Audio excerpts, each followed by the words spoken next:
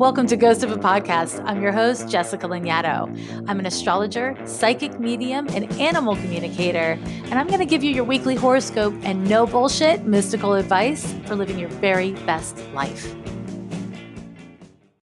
Welcome back to Ghost of a Podcast. This week, I don't know, like last week, probably like next week, there's a lot to talk about.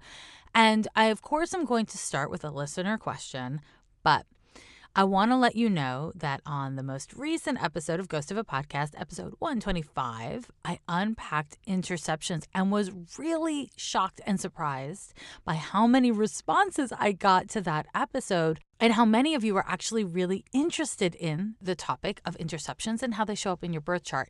So first of all, I just want to say a tip of my hat to you, you nerds, for being so interested in the mechanics of astrology.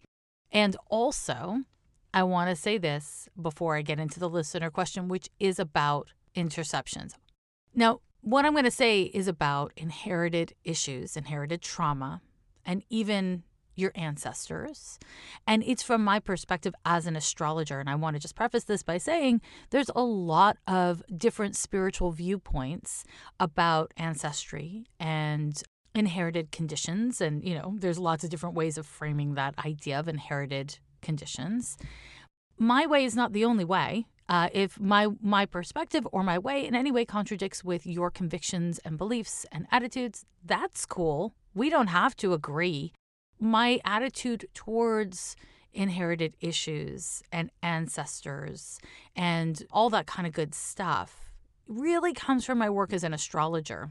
I just want to lay all that out because there's a lot of religions and spiritual value systems that have well-defined theories and values and perspectives on the dead and on our ancestors and how to hold them and all that. There's lots of paths to divinity. There's lots of paths basically to the same destination, and whatever path resonates for you is your path. It doesn't have to be what resonates for me. Now, as you know, I'm also a medium, which means I have the ability to communicate with the dead. And, a lot of my values and perspectives are also, of course, deeply impacted by that. But, you and I can have completely different takes on it. And it doesn't mean that one of us is wrong. Honestly, it just doesn't. It could, but it doesn't necessarily mean that. So that might make it sound more complicated to you, or it might make it sound a little more easy. Either way, it's my truth. And that's what I'm leading with. So what really crystallized for me, reading all of your questions about intercept issues, is that it seems that many of you are of the mind that having an inherited issue, even an inherited trauma, is a bad thing. Or that you're of the mind that if you are a parent and you have handed down some sort of familial issue or personal issue, that's bad. As an astrologer, I can't help but say there's no such thing as a chart without trauma. Doesn't exist. Every chart has Pluto, Saturn, Neptune, Uranus, the heavy hitters of astrology. There's a way that we in our modern, especially our modern Western world, can forget that we are really interconnected to our family. Whether or not we talk to our family, we like our family, we love our family, we were raised by our family, we are interconnected. So science calls it genes. We are interconnected by our genes. From a spiritual perspective, I would use a different word than genes. I would say, we are just part of a lineage. And there's a way that inherent in that truth, if you accept it to be a truth, we inevitably all have inherited issues. We all, if we become parents, will pass down our shit and our shine and our gifts and all that kind of stuff. But we are interconnected. And there is no reason to be surprised that you have an inherited issue in your birth chart. I mean, you can't be a person without one. There is no reason to be surprised or scared if you have passed down an issue to your child or your children. There's just no way of avoiding it. It's part of being a human. It's just a part of being a human.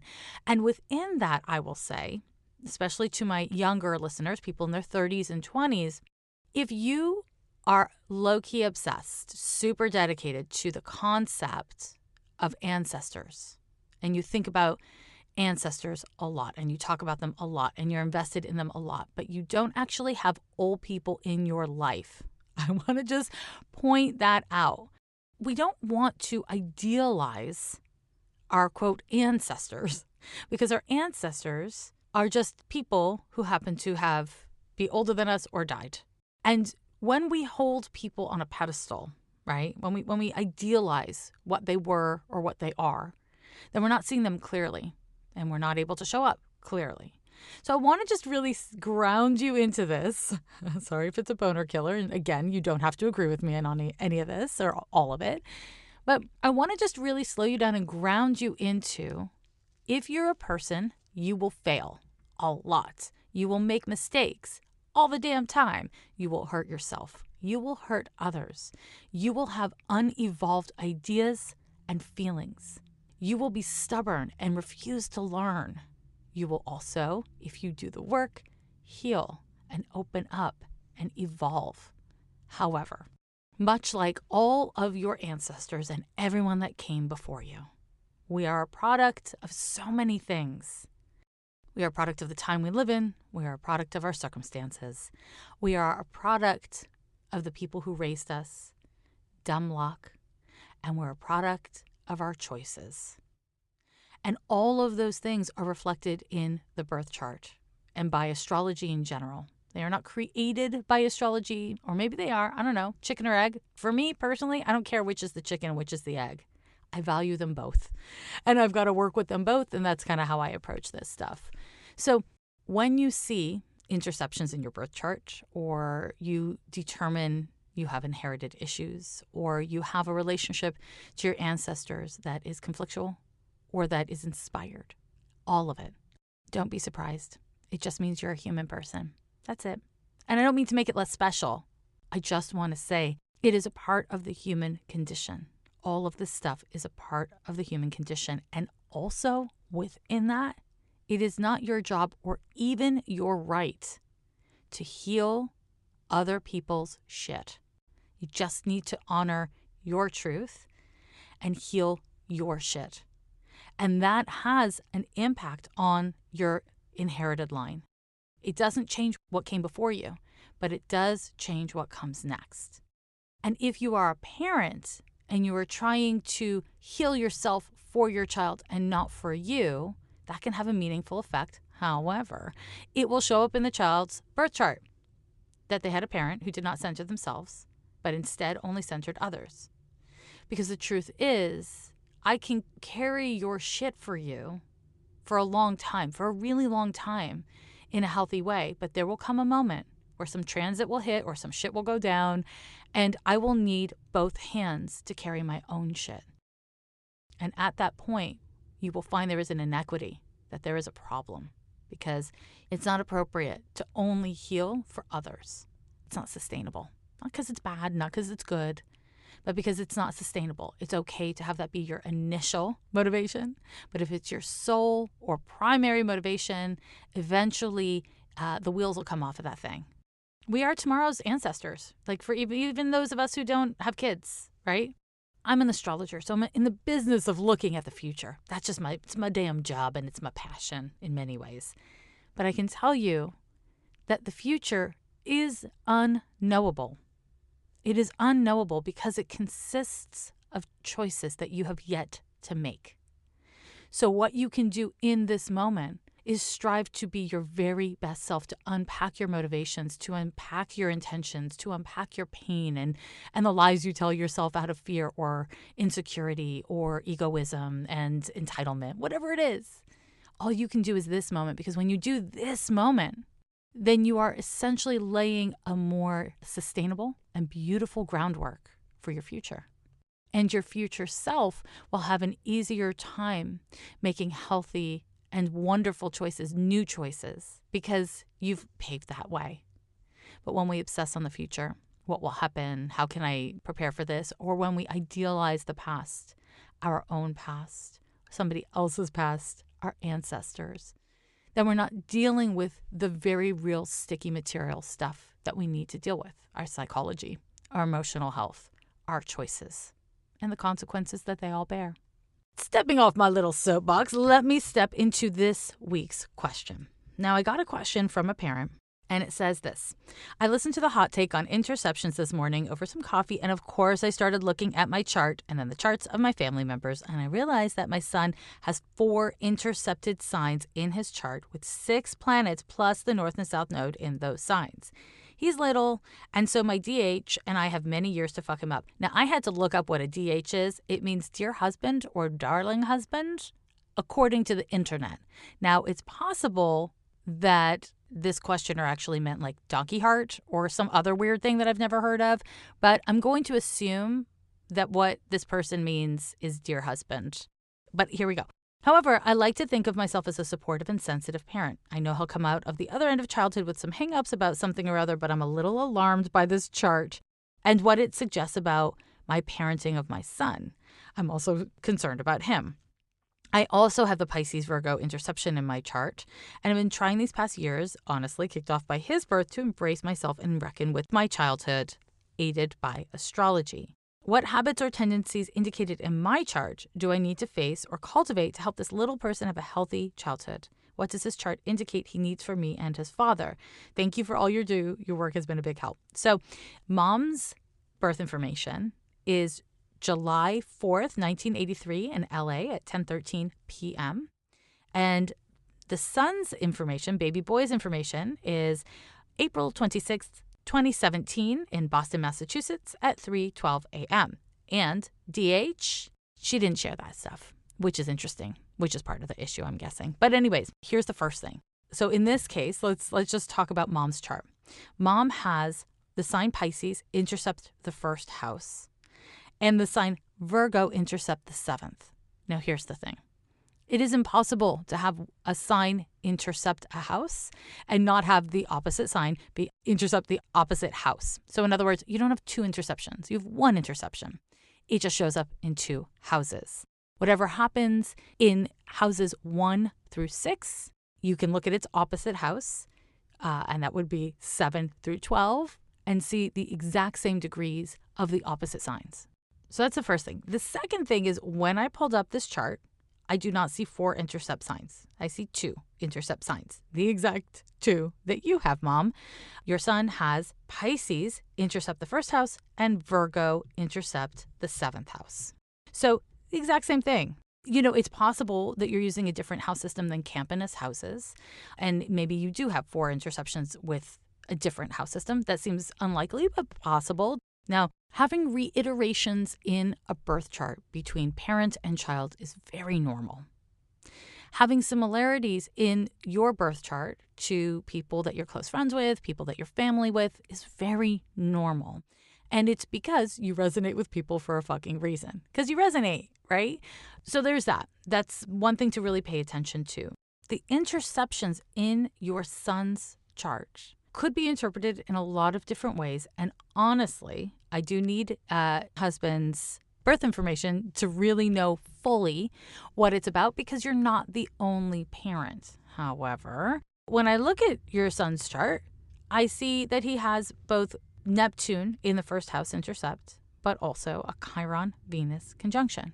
And so I can't help but wonder, looking at this chart, if you end up doing a lot of the labor in the house and that it's kind of branded as equal in the house. So I'm not talking about parenting. I'm talking about like managing the house, maintaining the house, that kind of thing. I wonder if the branding you have in your relationship is that, you know, you're both very equal and, you know, very modern and maybe very feminist, but that actually you have very traditional roles, and that these very traditional roles aren't really working for you, Mom, for you. And instead of owning that and looking at that, there is a tendency within the family to pretend it's not happening. And if we are, as adult parents, in denial about something, which, spoiler alert, almost every adult is in denial about something, at least for a period of time in your life. But if you are in denial about something, especially something that has a trigger from childhood, if you're in denial anywhere between a year before birth until 7 years old of your child's life, then it's going to show up in your child's chart. And you don't need to feel guilty about that. You're a person. This is where you're at. You wanted to call a soul into your life and to nurture and care for that child. Well, here are some of the consequences, And it's not, I don't mean to be flippant or cavalier, but I do mean to say we don't want to overthink it. You know what I mean? I have a little bit of an attitude that goes like this. Water is wet. Children inherit your shit. That's it. Now, we can talk about how intense it is that water is wet and how other things are wet and et cetera, et cetera. But the reality is we want to start with acceptance and keeping it really simple so that you don't freak yourself out, much like in your question you're saying you're freaked out, you're alarmed, you're like, holy shit, my child has an inherited issue. Yeah, but of course your child has an inherited issue. What we are seeing in you that is tricky to hold is what is your place in your relationship? Because we're talking about the 1st and 7th houses, right? You're really sensitive. And it's not always easy for you to assert and lead with your sensitivities because you don't want to be deemed too sensitive. And so, if I'm reading this correctly, then if you've been feeling sensitive since your child has come into this world or right before your child has come into this world around the role that you're playing as, quote, the woman in the relationship, maybe you're not actually verbalizing it. Or maybe you're verbalizing it, but you're not actually holding your ground around it. That's what your child's chart suggests, and that it actually hurts you. You don't like it, but you're not sure if you're overreacting and you're not sure how to remedy the situation. So maybe you like maintaining the house and cooking and cleaning and all that stuff half the time, and the other half the time, you really don't. Your sun's chart does not suggest that you have resentments. It suggests that you have pain. There's a difference. I want to just really acknowledge just because you love your child, just because you see things clearly, you cognitively understand things, doesn't mean you have healed and emotionally integrated. That's okay.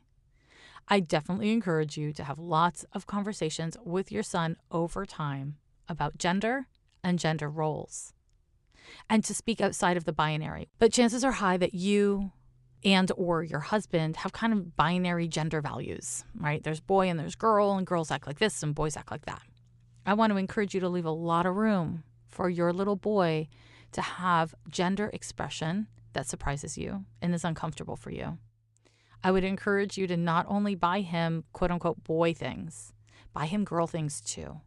Really think about creating a gender neutral childhood for this child. And honestly, when I look at your chart, I don't know that that will be super easy. And I don't know if that's because of your partner or if that's because of your values. But I do encourage you to find ways of holding space for the fluidity of gender, both in your life and in your son's life. But let me say this. Your question asks, what do you need to face in order to give your child a healthy childhood?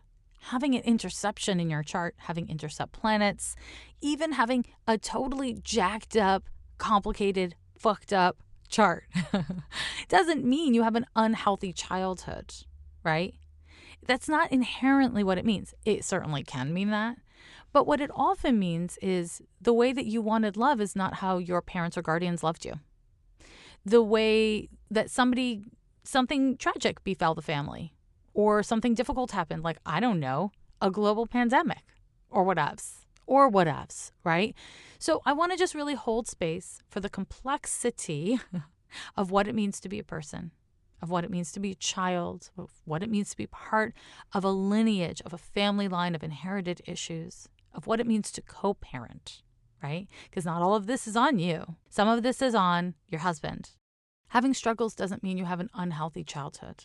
It just doesn't mean that. And having interception certainly doesn't mean that. We all have things in our lives, in our relationships, and in ourselves that are not especially healthy, that are not optimal. That's just part of being a person. So the more generous you can be around that while still, actively engaging and doing the work and doing your best and growing and evolving, the easier your life gets, the healthier your life gets. We are going through transformational times, and whenever you are engaged in your own evolution, inevitably, you need a little help. And that is why I'm really happy to share with you BetterHelp. They're committed to facilitating great therapeutic matches, and it's easy and free to change counselors if you don't like the person you're matched with. This service is available for people worldwide. It's just really valuable to be able to talk to someone about whatever it is you're going through, whether it's queer issues or depression or just anxiety from all the shit going on in the world. BetterHelp is there for you. In fact, so many people have been using BetterHelp that they are recruiting additional counselors in all 50 states of the US. I want you to start living a happier life today. As a listener of Ghost of a Podcast, you will get 10% off of your first month by visiting betterhelp.com/ghost. Join over 1 million people taking charge of their mental health. Again, that's betterhelp, HELP.com/ghost. Support Black youth-led movements right now. The Minnesota Freedom Fund pays criminal bail and immigration bonds for those who cannot afford it as they seek to end discriminatory, coercive, and oppressive jailing. They work with National Lawyers Guild and Legal Rights Center. There is an urgent need for supplies and support out in the field. Please connect to the groups doing the work, and some of those are Black Visions Collective, Reclaim the Block, Twin Cities Coalition for Justice for Jamar, and North Star Health Collective of Medics. Love now, peace later. If you want the link to any of these organizations, they will be in the show notes. Give what you can. Voter suppression wouldn't exist if your vote wasn't important. We are the majority, and it's essential that we all get to the ballots this November. Go to vote.org to double check if you're registered to vote or to request your ballot to vote by mail this November. That's vote.org, and the link is in my show notes. I love astrology. Don't you love astrology? We're going to look at the week of July 19th through the 25th of 2020. There's not too many transits happening, but they're important. And I want to remind you that Mercury is still forming this fucking stupid, annoying square to Mars. It will be exact on the 27th of July. But in the meantime, are you annoyed? Are you irritated? Are you having a visceral experience of this transit? So a visceral experience of this transit would be finding yourself kind of like really accident prone, just like bumping into shit, really impatient, having muscle issues, maybe, I don't know, like injuries with your hands, sensitivities with your lungs or your speech, physical stuff, real physical stuff. This transit, if it hits your chart in any way, or if you are a person who's ruled by Mercury, in other words, a person who has a lot of Gemini or Virgo in your birth chart, yeah, you're likely to be feeling really fucking annoyed right now, you know? Or maybe you're not feeling annoyed. It's just that other people are annoying. Maybe you're having to deal with somebody who's really irritable. While it is not an exact transit at this time, this whole damn month is influenced by this particular transit. And this is unusual, whilst also being unpleasant. If you are feeling these kinds of feelings, this irritability and restlessness and agitation and accident proneness and all the things, that's the negative side. Now, I will say the positive is you may find your voice in July under this transit. This transit can coincide with finally having the fire under your ass that you need to say what needs to be said, to finally like activate something that needs activation. That's the positive. So you don't want to forget the exact date of this transit, which was July 8th, and it's coming back on the 27th. So really keep in mind that whatever was going on and around the 8th is going to come on back for you. And in the middle of it all, in between these, these two dates, you're in it for a reason. Everything happens for a damn reason. It's not always a good reason, but it's always a reason. Seek the reason. That brings us to the first transit I want to tell you about for the week, which is a new moon in Cancer on the 20th. Now, this is our second new moon in Cancer. And usually every year we have a new moon only once a year in each individual sign. So when we have a second new moon in Cancer, that's kind of exciting and noteworthy. Take a moment if you can. You might even want to pause the podcast for a second just to like look in your Dear Diary or whatevs. On June 21st, we had a solar eclipse, which is also a new moon, right? And it was at like 0 degrees of Cancer.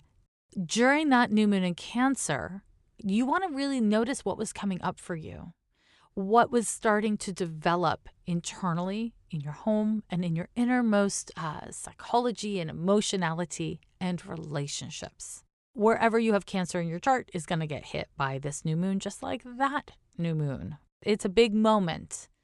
Pay attention to the themes that were up, and it will give you a sense of the evolution you are engaged in. We're always engaged in our own evolution. Sometimes we're engaged in a way where we've put the blanket over our head and we've like hunkered down and we're watching our phone in the dark in a corner, hiding. That's, it's still engaged in evolution. It's just actively trying to block it. So we are in a state of evolution. How is it that you are changing? How is it that you are healing? How has your emotional relationship to yourself, to your life, to your duties, how have those things evolved since June 21st? How have they not? This is not a bad or good thing. Don't get into judging yourself or judging other people, I beg of you. Instead, bring awareness and presence to whatever it is that is happening so that through your awareness and presence, you can make compassionate, sustainable, kind, and even generous choices. It's really nice to be generous. It feels good whether you're being generous to yourself or to others. This new moon in Cancer on the 20th, it will be exact at 10:33 a.m. Pacific time. New moons, they're lovely. Everyone likes a goddamn new moon. You want to manifest, you want to activate, you want to align your feelings and your intentions, and you want to make sure that they are reflective of the biggest and brightest part of your light. That's in general. Now, unfortunately, for this particular new moon, it is marked by Saturn. Oh, yes, Saturn. He who has brought you Sisyphus's ball. He who has brought you all the murdered boners, all the dental appointments of your life. Saturn. Saturn is responsibility. It is weight. Saturn governs a sense of existential isolation. It can be related to feelings of fear and low self-esteem. It can also be related to sense of melancholy. Saturn governs depression and depressiveness. So this new moon is not a great one for doing manifestation work. This is not an especially fertile new moon. And whenever I say this on the podcast, I get flooded by DMs from people and emails from people being like, but can I do manifestation work? You can do whatever you want. I am not telling you what to do here. What I'm doing is I'm giving you information as an astrologer that you can use or ignore at your leisure. When I say to you, it's not a great time for manifestation, I want to encourage you to then check in with yourself. Does that feel wrong to you? If it feels wrong to you, girl, ignore me. And if it feels right, if you're like, oh yeah, there doesn't feel like a great deal of flow of energy, okay, then there's other things you can do. We don't always have to be manifesting, right? There's in fact a need for us to not always be manifesting. It is not always the summertime. We are not always meant to pluck fruit from the trees and sniff upon the rose on the bush. No, sometimes it's just not a lot going on. It's not a harvest time. It doesn't mean you're not growing. It doesn't mean you're not evolving. So with this particular new moon, Saturn is like, slow down, take stock. Saturn wants us to prune. It wants us to cut back. It doesn't really want us to innovate something new, especially not something that is not directly connected to what you're already doing. When we have oppositions like this, we have a sun-moon conjunction in the sign of Cancer sitting opposite Saturn, which is sitting very close to Pluto and Jupiter, TBH. And what we have whenever we have these oppositions is the potential for projecting our shit out onto people and situations. It is also possible that other people will project their shit out upon us. Boo-hoo, it sucks. So basically, this is a powerful opportunity for you to take responsibility for how you feel. And that can look like a lot of different things. There's a man named Viktor Frankl, and he's a Holocaust survivor who became a psychologist and wrote a bunch of books. And there's a quote of his that says, "Everything can be taken from a person, but one thing. The last of the human freedoms to choose one's attitude in any given set of circumstances, to choose one's own way." And when I look at the astrology of this particular opposition, this particular new moon, I want to say this is a powerful time for developing, truly developing and owning emotional maturity, because Saturn governs mastery, governs maturity, and Cancer is your feels, it's your emotions. And so as much as possible, really challenge yourself to be an adult, to be mature in your responses, to honor the ways in which maybe your inner child is wanting to, act out or, negatively obsess or to be petty and mean. But to really show up as the adult you fucking want to be the kind of person you think we need more of. And you know what? That's going to look a lot of different ways for a lot of different people because we all are living our own unique birth charts, right? What you need to do is live in accordance with your values, your ethics, and your truth based on where you're at this moment. But to understand that you do not exist in a vacuum and your wellness, when and if it comes at the expense of others, it's not real wellness. It is the hardest to embody emotional maturity when you're scared and when you feel like shit. It's the easiest to act out or to be self-indulgent when you feel badly about yourself, when you feel insecure, when you're comparing yourself to others. It's really important that you align yourself with the person you want to be, even if you're surrounded by dumbasses. You know what I mean? There can just be asshats all around you, but that doesn't mean you have to be an asshat. These are difficult times. I mean, it's always difficult, but these are truly difficult times. Truly the measure of a person's character. It becomes clear when times are tough, when the chips are down. And that's because it's so much easier to be generous when you're surrounded by abundance. And when you're in pain or you are really in lack, it's much harder to be kind and to be generous to others and to yourself. But that's what we need. It is literally what we need. And so during this transit, you may become confronted with things you don't have, resources you don't have. You may simply feel bereft or down. Worry can really get at you. And for some people, this transit, especially if you have something around 28 degrees, 29 degrees of any of the cardinal signs, that's Cancer, Capricorn, Aries, or Libra, you may find yourself confronted with some sort of a loss or way in which you failed, mistake you made, the consequences of a mistake. The only way to really fail in life, IMO, is to not learn anything from whatever it is that's happening. It's okay to falter. And if you find that, I shit the bed here, during this transit, I want to encourage you to be humble as you take responsibility. That's what Saturn wants you to do. Do it for Saturn. It'll help you. It'll help you a lot. If you're scared of failing, if you find yourself consumed by fear or insecurity, know that what Saturn wants of us is to take responsibility. And what a new moon in Cancer wants of us is to be emotionally present for it, to be kind, and to be nurturing to ourselves and to others. All of this Cancer energy, the sun, moon, and Cancer, wants a sense of family, And so many of us are isolated right now from social distancing or quarantine times. If you're feeling lonely, if you're feeling alone, whether it's like a spiritual condition or an actual material condition, reach out to people who are supportive. Now that might look like, going to like a spiritual service online.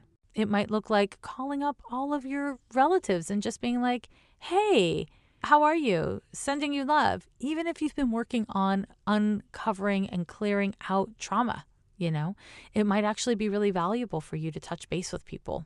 You might not, but it's Saturn, and Saturn wants us to deal with our elders. In fact, you may be dealing with some consequences of older people in your life, regardless of your age.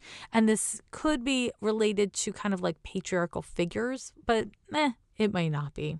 It's basically just people who are kind of taskmasters in your life now, or they once were. So that could be any number of people of any number of genders. That's what's happening with this new moon. It's not especially easy. It's not especially flowy, but it is very fucking useful. This new moon, while it isn't light, is an opportunity for you to solidify something inside of you or in your life.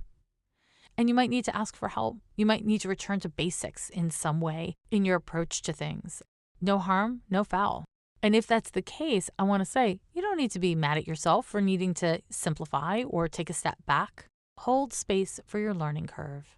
Hold space for the ways in which your own evolution, which is not meant to be linear, is occurring, right? Saturn wants things to be linear. Luckily, Cancer does not need them to be linear because Cancer is a sign that very much exists in the realm of the tides, of ebb and of flow. Align with that sun and moon in Cancer. Be in the ebb and flow of your own process and your own progress, and be responsible to it without needing to crush it in that terrible Saturn way or overindulge it in a way that absolves you of responsibility in the short term and, spoiler alert, creates a lot worse consequences in the long term. Now, on the 22nd, there's a real big shift in energy where we have the sun leaving the sign of Cancer and moving into Leo. In other words, it's Leo season. With the sun in Leo, and as we all know, Mars in Aries, we can expect things to be energized, to be activated. It's a lot of fire energy, right? And so this is actually a really activated and activating time for you to get shit done.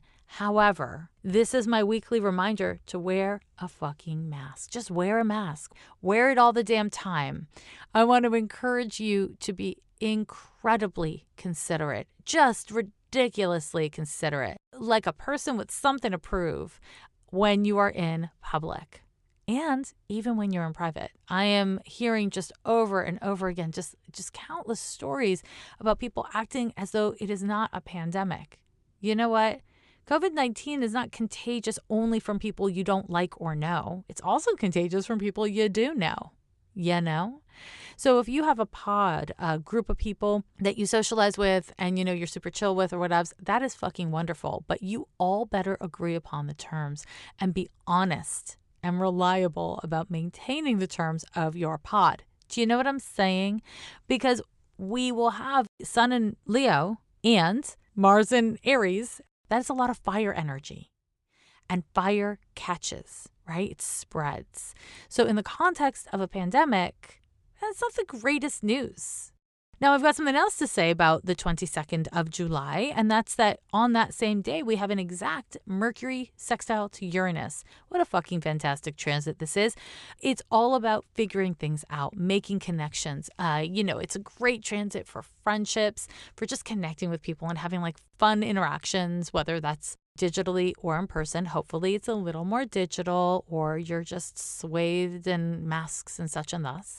This transit is great for writing, for figuring things out, for innovating or coming up with solutions. This is a great transit. It's really exciting. That said, it's not the strongest transit in the world, so you may or may not feel it depending on what's going on. But if you are deep in the work with this new moon in Cancer on the 20th, it's nice to know that on the 22nd, we will have this exact transit. You'll be feeling it very lightly on the 20th, but you will be feeling it on the 21st. So yeah, it's nice to know that it's happening. And it's nice to know that it's happening so that you can kind of go deep inside of yourself. You do the work, you get heavy, you stay with the heaviness. And then you open yourself up on the 22nd. You journal the fuck out of it. You talk to your shrink or your psychic or whatever your flavor is. You connect with your friends. You like share whatever it is that came up for you during that new moon. This is the time for making connections and making sense of things. When you're in that new moon energy on the 20th, it's not the time for making connections and making sense of things. It's a time for being in it. You don't always have to tell a fucking story about your experience. Sometimes you just need to be in your experience. I know, it's not very Instagrammable, but whatever. It is what it is. It is what it is. Now, my loves, I want to thank you for once again joining me for another week of Ghost of a Podcast. I appreciate all of your love and support. And I can't thank you enough for being on this damn journey with me, this journey of life.